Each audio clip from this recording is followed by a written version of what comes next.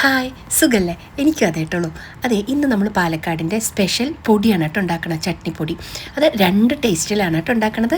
നോക്കി നോക്കൂ, എങ്ങനെ നിങ്ങൾക്ക് ഇഷ്ടമാവും, ഉണ്ടാക്കി നോക്കൂ കേട്ടുള്ളൂ. അപ്പോൾ അതിന് വേണ്ടി ആദ്യത്തെ പൊടി ഉണ്ടാക്കാൻ വേണ്ടി കറുത്ത ഉഴുന്ന് 1 കപ്പ് എടുത്തിട്ടുണ്ട് കേട്ടുള്ളൂ. അപ്പോൾ ഇത് നന്നായിട്ട് നമുക്ക് ചുമക്ക് നല്ല മണം വരുന്ന വരെ വറുത്തിട്ട് ഇതിനെ നമുക്ക് മാറ്റി വയ്ക്കണം. പിന്നെ നമുക്കിതിലേക്ക് വേണ്ടത് നല്ല മട്ടയരിയാണ്. പാലക്കാട് മട്ടയരി സ്പെഷ്യലാണല്ലോ. അപ്പോൾ മട്ടയരി ഞാൻ ഉഴുന്നിനെക്കാട്ടും പകുതിയാണ് കേട്ടോ എടുത്തിരിക്കുന്നത്. ഒരു ഗ്ലാസ് ഉഴുന്നാണെങ്കിൽ 1/2 ഗ്ലാസ് മട്ടയരിയാണ് ഞാൻ എടുത്തിരിക്കുന്നത്. ചിലവർ ഒപ്പത്തിനൊപ്പം ഇടും, 1 ഗ്ലാസ് ഉഴുന്ന് 1 ഗ്ലാസ് മട്ടയരി അങ്ങനെ. പക്ഷേ ഞാൻ ഉഴുന്നിനെക്കാട്ടും കുറവാണ് കേട്ടോ അരി ഇടാറ്. അപ്പോൾ ഇത് ഇങ്ങനെയൊന്ന് നിങ്ങൾ ട്രൈ ചെയ്ത് നോക്കൂ. ഇതാണ് കുറച്ചുകൂടി ടേസ്റ്റ് തോന്നിയിരിക്കുന്നത്. അപ്പോൾ ഇനി നമുക്കിതിലേക്ക് വേണ്ടത് ഒരു 2 സ്പൂൺ കറുത്ത എള്ള്, 2 വലിയ സ്പൂൺ കറുത്ത എള്ളും കൂടി ഞാനിതിലേക്ക് വറുത്ത് ചേർത്തുന്നുണ്ട്. ഇനി അതും കൂടി നമുക്കിതൊന്ന് നന്നായിട്ട് മൂപ്പിക്കാം. അപ്പോൾ പല വീടുകളിലും എല്ലാവരുടെയും ഉണ്ടാക്കും പൊടി, പക്ഷേ എല്ലാവരുടെയും ചെറിയ ചെറിയ വ്യത്യാസങ്ങൾ ഉണ്ടാവട്ടുള്ളൂ. അപ്പോൾ ഇതുപോലെ ഒന്ന് ട്രൈ ചെയ്ത് നോക്കൂ.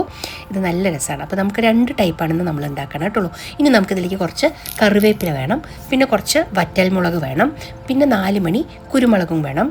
അപ്പോൾ വറ്റൽമുളകും കറിവേപ്പിലയും കുരുമുളകും വറക്കുമ്പോൾ അതിലേക്ക് നമ്മൾ കുറച്ച് കായപ്പൊടി കൂടി ചേർത്ത് കൊടുക്കും. കുരുമുളക് നിങ്ങളുടെ എരിവിനനുസരിച്ച് നോക്കിയിട്ടുള്ളൂ കേട്ടോ.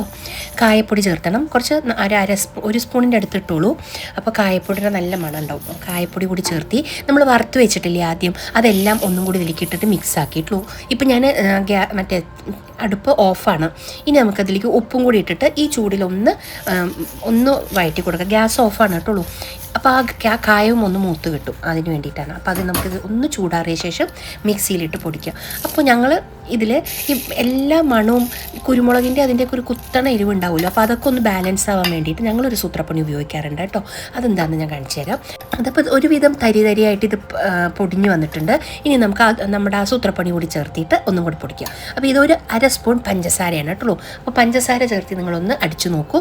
മധുരമൊന്നും ഫീൽ ചെയ്യില്ല, പക്ഷേ ഈ എല്ലാ ഇതിൻ്റെ രുചിയും ഒന്ന് ബാലൻസായി കിട്ടും, നല്ലൊരു രസമാണ്. അപ്പോൾ അതിന് വേണ്ടിയിട്ടാണ് ഈ ഒരു 1/2 സ്പൂൺ പഞ്ചസാര എന്തായാലും പൊടിക്കുമ്പോൾ ഇട്ടോളൂ കേട്ടോ. അപ്പോൾ അതുപോലെ ചേർത്തിട്ട് നമ്മൾ ആദ്യത്തെ പൊടി പൊടിച്ചിട്ടുണ്ട്. ഇത് നമ്മൾ കറുത്ത ഉഴുന്നും കറുത്ത എള്ളും ഒക്കെ ആയ കാരണം, മട്ട ഏരിയൊക്കെ ആയ കാരണം അതിൻ്റെ കളർ കുറച്ച് ഡാർക്കായിരിക്കും കേട്ടുള്ളൂ. നല്ല കാറ്റും മഴയൊക്കെ വരുന്നുണ്ട്. ഇനി നമുക്ക് 2ാമത്തെ പൊടി നോക്കാം. അതിന് വേണ്ടി വെളുത്ത ഉഴുന്നാണ് കേട്ടോ കൊടുത്തത്.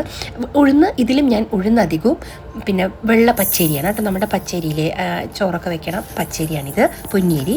അതും ഉഴുന്നിനെക്കാട്ടും കുറവാണ് എടുത്തിരിക്കുന്നത് കേട്ടോ. അപ്പോൾ ഉഴുന്ന് എത്രയാണോ എടുത്തത് അതിൻ്റെ പകുതിയാണ് ഞാൻ അരി എടുത്തത്.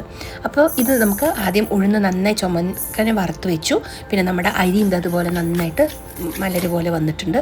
ഇനി ഞാൻ ഇതിലേക്ക് കുറച്ച് നിലക്കടല, പച്ച നിലക്കടല കപ്പലണ്ടി ചേർത്തിട്ടുണ്ട്. പിന്നെ 4 മണി കുരുമുളകും. അപ്പോൾ കപ്പലണ്ടി നിങ്ങൾക്ക് ഇഷ്ടമുണ്ടെങ്കിൽ ചേർത്തിയാൽ മതി കേട്ടോ. അത് ഞാൻ എൻ്റെ ഇഷ്ടത്തിന് ചേർത്തിയതാണ്. പിന്നെ നമ്മുടെ വറ്റൽ മുളകും കൂടി അതിലേക്ക് ഇടണം, കറിവേപ്പില ഇടണം, കായം വേണം ഇതിലും, ബാക്കി അതുതന്നെ. പക്ഷേ ഇതിൽ ഒരു സാധനം ഞാൻ എക്സ്ട്രാ ചേർക്കും, നിങ്ങൾക്ക് ഇഷ്ടമുണ്ടെങ്കിൽ മാത്രം ചേർത്തിയാൽ മതി കേട്ടോ. അതെന്താണെന്ന് ഞാൻ കാണിച്ചു തരാം. അപ്പോൾ കപ്പലണ്ടിയും നിങ്ങൾക്ക് ഇഷ്ടമുണ്ടെങ്കിൽ ചേർക്കും, പക്ഷേ കപ്പലണ്ടി ചേർത്ത് നല്ലൊരു ടേസ്റ്റാണ് കേട്ടോ. പിന്നെ നമുക്കിതിലേക്ക് വേണ്ടത് കുറച്ച് കടലപ്പരിപ്പാണ്. ഒരു 2 വലിയ സ്പൂൺ കടലപ്പരിപ്പ് ഉണ്ടാവും കേട്ടോ ഇതിൽ. ആ കടലപ്പരിപ്പ് ഉഴുന്നിനെക്കാട്ടുമൊക്കെ കുറവാണ്. കപ്പലണ്ടി എത്ര എടുത്തത് അത്ര കടലപ്പരിപ്പ്. അപ്പോൾ അതും കൂടി വറുത്തു. പിന്നെ നമുക്ക് അതിലേക്ക് ഉപ്പും കൂടി മിക്സ് ചെയ്യാം. ഇതും നമ്മുടെ ചൂടായ ചീഞ്ചട്ടിയിലേക്ക് തന്നെ തിരിച്ചിട്ടിട്ടാണ് ഞാൻ കായപ്പൊടി ഇട്ട് കൊടുക്കുക കേട്ടോ. അപ്പോൾ ആ ചൂടിൽ ആ കായപ്പൊടി ഒന്ന് നല്ല മൂത്ത മണം വരും. അപ്പോൾ നമുക്ക് ഈ ചൂടായ ചീഞ്ചട്ടിയിലേക്ക് വറുത്ത് വെച്ചതെല്ലാം ഒന്നിച്ച് തിരിച്ച് അതിലേക്ക് തന്നെ ഇടാം. ഇട്ടത് നന്നായിട്ട് ഇളക്കിയിട്ട് നമുക്കിതിലേക്ക് ആവശ്യത്തിനുള്ള കായപ്പൊടി കൂടി ചേർത്ത് കൊടുക്കാട്ടുള്ളൂ. ഒരു സ്പൂൺ നല്ലോണം കായപ്പൊടി ചേർത്തിക്കോളൂ, നല്ല മണം ഉണ്ടാവും. ഇനി ഇതൊന്ന് ഗ്യാസ് ഓഫാണ് കേട്ടുള്ളൂ. ഇപ്പോൾ അത് നന്നായി ഒന്ന് ഇളക്കിയതിന് ശേഷം നമുക്കിതിനെ തരിതരിയായിട്ട് പൊടിച്ചെടുക്കാം. ഇഡ്ഡലിപ്പൊടി എപ്പോഴും തരിതരിയായിട്ട് ഇരിക്കുന്നതാണ് ടേസ്റ്റ് കേട്ടോ, ഒരുപാട് നൈസായിട്ട് പൊടിക്കില്ല.